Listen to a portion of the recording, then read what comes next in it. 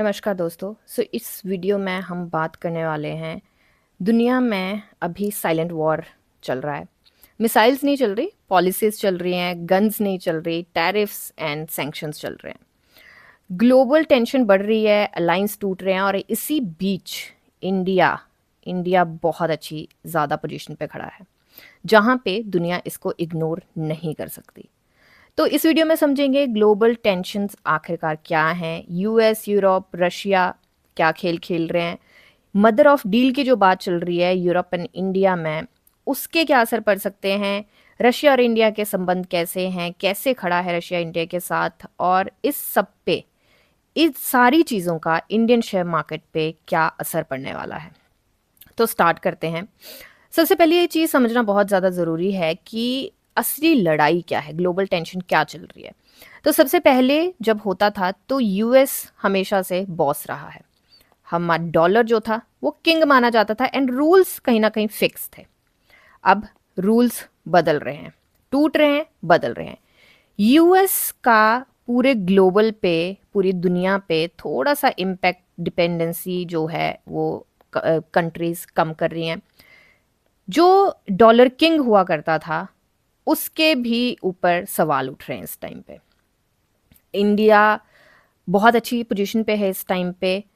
तो यहाँ पे देखते हैं, सबसे पहले तो यहाँ पे बात आती है, चाइना जो है वो राइज कर रहा है, रशिया बहुत अग्रेसिव है, यूरोप थोड़ा सा कंफ्यूज्ड है, देन मिडिल ईस्ट जो आता है हमारा वो थोड़ा सा असर्टिव है, एंड इंडिया जो है वो बहुत अच्छी स्ट्रेटजी से चल रहा है, बहुत अच्छी ग्रोथ, और इन फ्यूचर लॉन्ग टर्म में बहुत अच्छा हो सकता है। अब यहाँ पे बात चल रही है एक ट्रांजिशन फेज की, और जो फेज ये चल रहा है वो बहुत डेंजरस होता है। पुराने रूल्स टूटते हैं, नए रूल्स बनते हैं। बट अभी हम जिस फेज में हैं, पुराने रूल्स टूट रहे हैं, नए रूल्स अभी बने नहीं हैं, हम मिडिल में हैं बिल्कुल अभी। तो यहाँ पे कुछ चीज़ें हैं जो समझनी बहुत ज़्यादा ज़रूरी है। सबसे पहले, अब यहाँ पे दिक्कत कहाँ आई, तो यूएस वर्ल्ड के अगेंस्ट खड़ा है इस टाइम पे। यूएस ने क्लियर बोल दिया, हमारे वर्कर, हमारी कंपनीज, हमारी इकोनॉमी जो हम सबसे पहले देखेंगे। अब इसमें प्रॉब्लम क्या है, क्योंकि हर कोई देश अपने लिए सोचता है। प्रॉब्लम वहां आई जहां पे टैरिफ्स लगा दिए गए, सैंक्शंस यूज किए गए, और करेंसी डोमिनेशन को एक वेपन की तरह यूज किया गया। तो बाकी दुनिया ने इसके साथ बोला कि आज हमारे साथ हुआ है, कल किसी और के साथ होगा। रिजल्ट क्या हुआ इसका, इसका रिजल्ट हुआ यूएस के ऊपर कंट्रीज ने अपनी डिपेंडेंसी कम कर दी, ट्रेड डाइवर्सिफिकेशन हो रही है, लोकल करेंसीज एंड गोल्ड का यूज बढ़ रहा है। यही रीजन है कि गोल्ड के प्राइजेस जो हैं वो रॉकेट हैं इस टाइम पे, और इन सब चीज़ों का असर पड़ता है मार्केट पे, डायरेक्टली ग्लोबल मार्केट को नर्वस करता है ये सब कुछ। ठीक है, I hope this is clear. अब यहाँ पे समझते हैं कि यूरोप और इंडिया का क्या चल रहा है। अब यहाँ पे बात हो रही है मदर ऑफ ऑल डील्स। ये डील्स जो हैं ये नेगोशिएशन फेज में चल रही हैं, अभी अभी फुली फाइनल नहीं हुई हैं। ठीक है, होपफुली जल्दी ही ये न्यूज़ आएगी। अब यूरोप के पास थोड़ी सी चीज़ें हैं जिनके हम बारे में बात करेंगे, कुछ इश्यूज हैं इसके पास। तो थोड़ा सा अंडररेटेड है ये, लेकिन बहुत स्ट्रॉन्ग डेवलपमेंट हो सकता है अगर ये डील हो जाती है। तो यूरोप के क्राइसिस क्या है, एनर्जी इश्यूज हैं, रशिया डिपेंडेंसी जो है फॉल आउट कर रहा है, चाइना पर ओवर रिलायंस है, एंड यूएस को ब्लाइंडली फेथ नहीं कर सकता आप। ठीक है, वो पॉसिबल नहीं है। तो अब यूरोप को चाहिए क्या, स्टेबल डेमोक्रेसी चाहिए, बड़ी मार्केट चाहिए जहां पे मैन्युफैक्चर हो सके सारी चीज़ें, बहुत लॉन्ग टर्म के लिए पार्टनर चाहिए, और लॉन्ग टर्म रिलायबिलिटी, जो लॉन्ग टर्म पार्टनरशिप के हम बात करें। और इंडिया जो है इन सारे बॉक्सेस को टिक करता है। अगर ये डील फुली एग्जीक्यूट होती है तो क्या होगा, इंडियन एक्सपोर्ट बहुत स्ट्रॉन्ग तरीके से एक्सप्लोर कर सकते हैं, मैन्युफैक्चरिंग, फार्मा, ऑटो, केमिकल, ये सेक्टर सारे बहुत बेनिफिट करेंगे, लॉन्ग टर्म एफडीआई हमारी स्टेबल हो जाएगी। और ये डील जो है जियोपॉलिटिक्स की बहुत बड़ी इकोनॉमिक स्टोरी बन सकती है। अब यहाँ पे बात करते हैं इंडिया एंड रशिया, जो कि एक बहुत बड़ा अनस्पोकन सपोर्ट सिस्टम है इंडिया का। यहाँ पे क्या हुआ है इंडिया और रशिया के बीच में, सबसे पहली बात तो है, जब रशिया से पूरी दुनिया ने दूरी बनाई थी तो इंडिया ने अपना बैलेंस बना के रखा। उसका रिजल्ट क्या हुआ, एनर्जी सिक्योरिटी डिस्काउंटेड प्राइस पे मिल रही है, डिफेंस सप्लाईज हमारी इंटैक्ट है, और स्ट्रेटेजिक ट्रस्ट इंटैक्ट है हमारा। रशिया को इतना पता है कि इंडिया एनिमी नहीं है और इंडिया कभी प्रेशर पॉलिटिक्स भी नहीं खेलता है। ये रिलेशनशिप इंडिया को स्ट्रेटेजिक कुशन देती है मार्केट में, जो मार्केट के लिए बहुत बड़ा कॉन्फिडेंस फैक्टर है। हमेशा याद रखना, market loves countries who can survive pressure. Pressure में जो कंट्री सर्वाइव कर रही हैं मार्केट में लॉन्ग टर्म के लिए, वही विन करता है। अब यहाँ पे इंडिया के साथ इंडिया ने किया क्या? इंडिया ने यहाँ पे सबसे पहले तो यूएसए के साथ भी इंडिया ट्रेड करता है, यूरोप के साथ भी इंडिया की डील्स हैं, रशिया के साथ तो हमारे संबंध पहले से बहुत अच्छे हैं और चाइना के साथ भी हमारे संबंध अच्छे हो रहे हैं धीरे धीरे सारी चीजें। तो ये मल्टी अलाइनमेंट स्ट्रेटजी है और जियोपॉलिटिक्स में जो कंट्री बैलेंस करके चलती है वही लॉन्ग टर्म में विनर होती है। तो यहाँ पे हम देख सकते हैं क्लियरली कि इंडिया किस तरीके से अपनी पोजीशन को स्ट्रांगली बनाए रखे हुए है। अब बिल्कुल पॉइंट पे आते हैं कि इंडियन शेयर मार्केट पे इसका क्या असर पड़ता है। अब देखिए, शॉर्ट टर्म में जो होता है global trade tension, US policies uncertainty and war and tariffs जो आए, उसने क्या क्या वॉलेटिलिटी करी शॉर्ट टर्म में हमारी मार्केट में।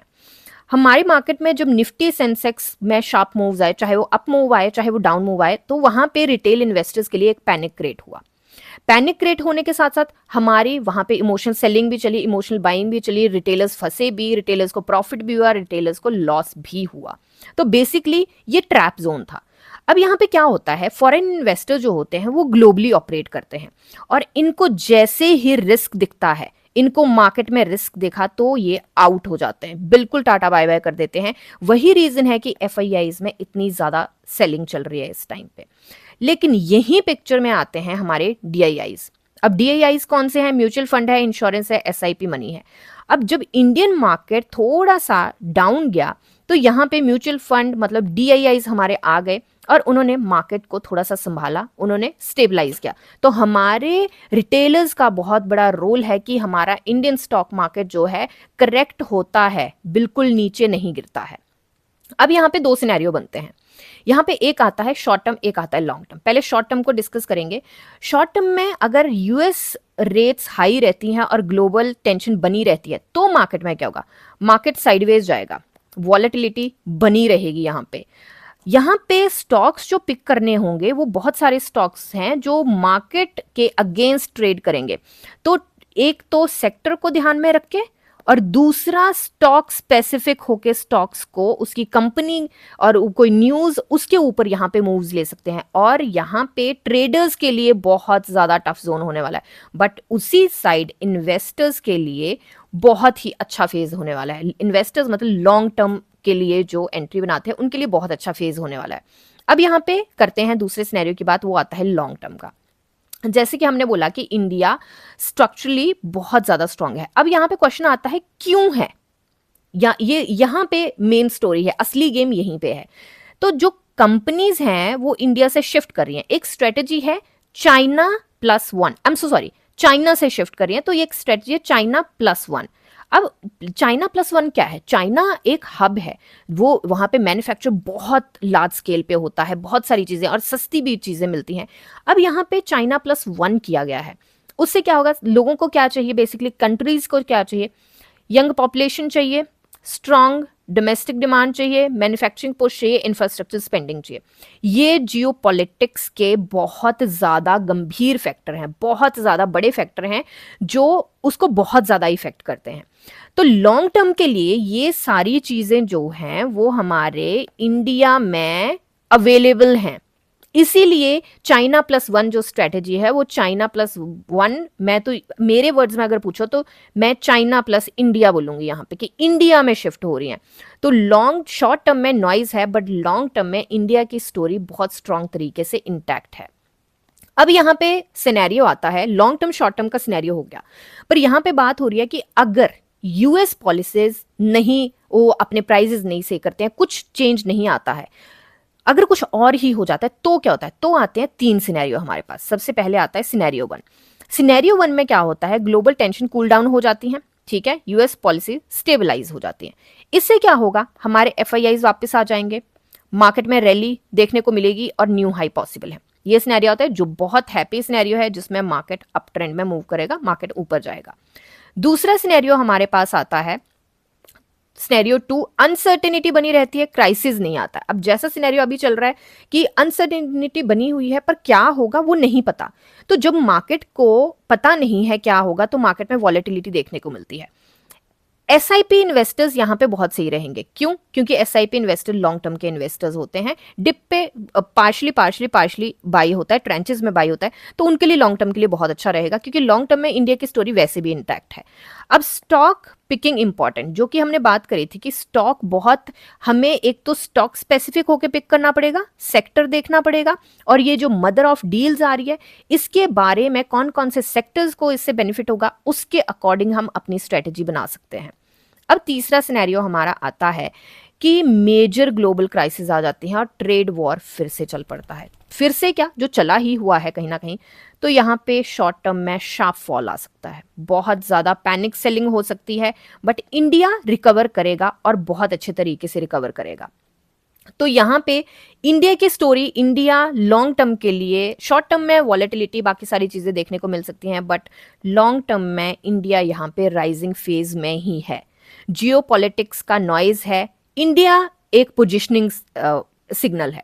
तो इंडिया में अभी जिस जिस देश को जो जो चीज़ों की ज़रूरत होती है वो इंडिया में अभी अवेलेबल हैं, और ये नहीं बात है कि इंडिया में अभी अवेलेबल हैं, ये आने वाले बहुत 20, 25, 30, 40, 50 सालों तक ये इंटैक्ट रहने वाली हैं चीज़ें, क्योंकि गवर्नमेंट भी इनको पुश कर रही है, गवर्नमेंट का भी वही इनिशिएटिव चल रहे हैं, make in India and everything, वही इनिशिएटिव चल रहे हैं। तो इंडिया की पोजीशनिंग बहुत ज़्यादा अच्छी है। तो अब नॉइस जो है वो डराता है, सिग्नल पैसा कमाता है, और सिग्नल यहाँ पे क्या है, सिग्नल इंडिया है। तो मार्केट न्यूज़ से चलता है, एंड वेल्थ जो है वो टाइम बनाती है। तो ये मेरी वीडियो है, एंड अगर आपको वीडियो अच्छी लगी होगी then please subscribe and share the video, and thank you, happy investing.